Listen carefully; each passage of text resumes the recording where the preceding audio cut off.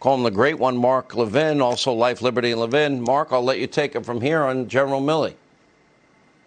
Well, we're experiencing American Marxism, aren't we? A couple of things here, Sean.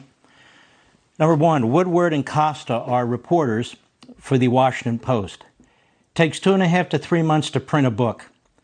That means Woodward and Costa and the Washington Post, if this is true, sat on this story for months and months. Why would two reporters sit on a story like this for months and months and allow this man, who I believe, if this is true, is utterly unhinged, to serve as the head of the Joint Chiefs of Staff? You have two so-called journalists who sat on this for 2 or 3 months. A news story. They're journalists. I'm not. Why would they do something like that? You know why, Sean? This is what Woodward does. They drop this before the Sunday, before his books are released. They get everybody worked up and stirred up. Maybe they should be, maybe they shouldn't. He'll be on all the Sunday shows. So he and Costa, two so-called reporters, can make millions of dollars off this book. And what does this book do? It's certainly in the front end. It attempts to trash President Trump. Let's take a look very briefly at this. So people should boycott this book. People should not reward these people at all for their conduct as so-called journalists.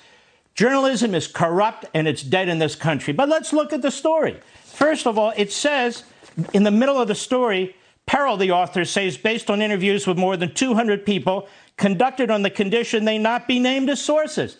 Who the hell writes a book with 200 anonymous sources? 200? Well, we have the tapes. We have the notes. Yeah, but we don't.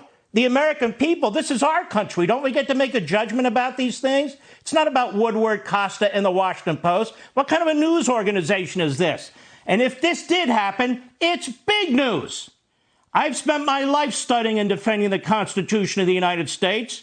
You have here Mark Milley, not once but twice, before the election and after, contacts the head of the communist military in China, our number one enemy. And the first time he does it, it's based on he's concerned China's worried our military exercises in the South China Sea, deepened by Trump's belligerent rhetoric toward China. So he calls China around the back of the commander-in-chief and tells them, don't worry about him. I have him under control, pretty much. What?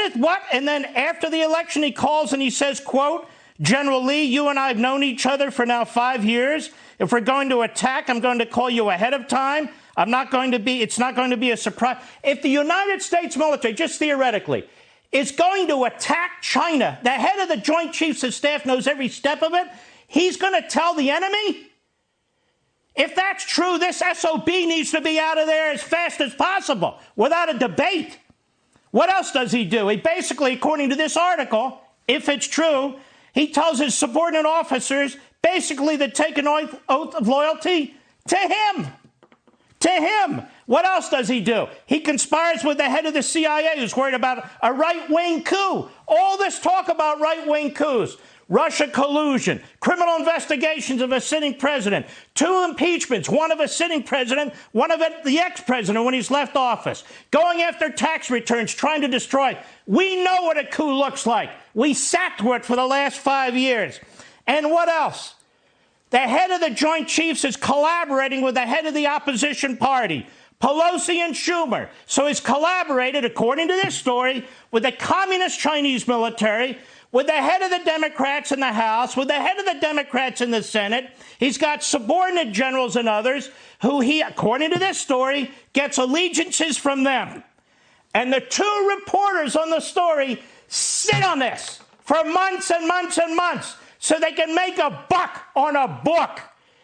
Wouldn't it have been good to know about Milley before what happened in Afghanistan so his ass could have been kicked out of office?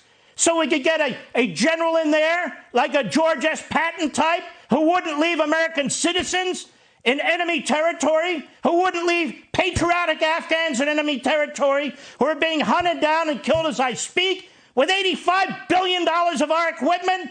General Milley, probably the worst general we've ever had. If this story is true, and if the story is false, my God, General Milley, you're going to own the Washington Post. Why don't you come out and tell the American people everything? And America, boycott these 2 journalists, boycott their book, They shouldn't make millions of dollars sitting on a story, if true, that we the people had a right to know, that the military had a right to know before Afghanistan. A pock on all their houses. And let's be clear, yes, they were, all of them, after President Donald Trump. It's the most disgusting thing I've seen in my life. From the intelligence agencies to the Defense Department, to the FBI, to the Democrats, to the media. How sickening. You want to see a coup? There were your attempted coups. I'm done.